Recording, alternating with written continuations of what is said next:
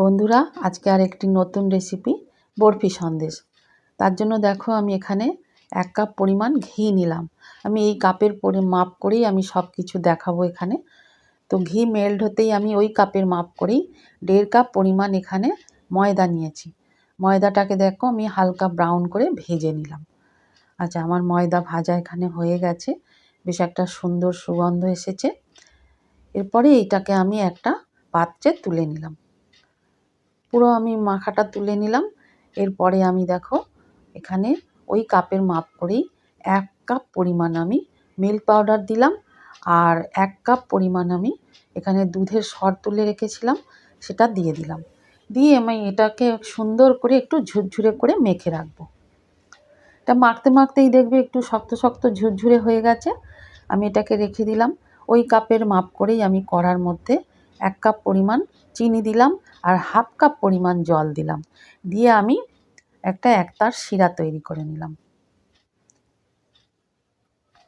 শিরা রেডি হয়ে যেতেই আমি ওই মাখাটা যে ঝুরঝুরে করে মেখে রেখেছিলাম সন্দেশের মণ্ডটা ঢেলে দিয়ে দেখো এইবার এটাকে আমি একটা মণ্ড তৈরি করে নিলাম। দেখো বেশ একটু চেপে চেপে আমি এটা হালকা একটু নরম করে মণ্ড রেডি হয়ে গেল। একটা ট্রের মধ্যে আমি বাটার পেপার আগে থেকেই লাগিয়ে রেখেছিলাম ঘি দিয়ে। এবার এটাকে আমি সেট করে দিচ্ছি, ওপর থেকে পেস্তা কুচি ছড়িয়ে দিচ্ছি। তোমরা পারলে কিশমিশ, কাজু বাদাম বা সিলভার ওয়ার্ক যে কোনো জিনিস একটা দিতে পারো, মানে সুন্দর লাগার জন্য। তো দেখো কিছুক্ষণ আমি রেখে দিয়েছিলাম এটা সেট হতে। ঠান্ডা হতে দেখো এবার আমি এটাকে পিস পিস করে কেটে নিচ্ছি।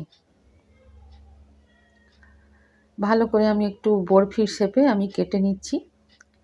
তোমরা তোমাদের মতন চৌকো, বরফি, গোল যে কোনো একটা মাপ করে কেটে নিতে পারো। তো দেখো আমার সমস্ত কাটা হয়ে গেছে। এবার এটাকে আমি দেখো একদম পেপার থেকে খুলে নেব। এবার আমি প্লেটে সাজিয়ে দেখাচ্ছি। তো বন্ধুরা, খুব ভালো নিশ্চয়ই আশা করি খেতে হবে। তো তোমরা পারলে এরকমভাবে তৈরি করবে।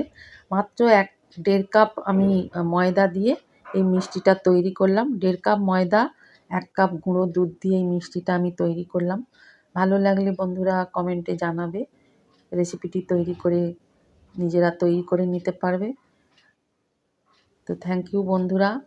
আমি দেখো ভেঙে দেখিয়ে দিচ্ছি কত নরম হয়েছে সন্দেশটা।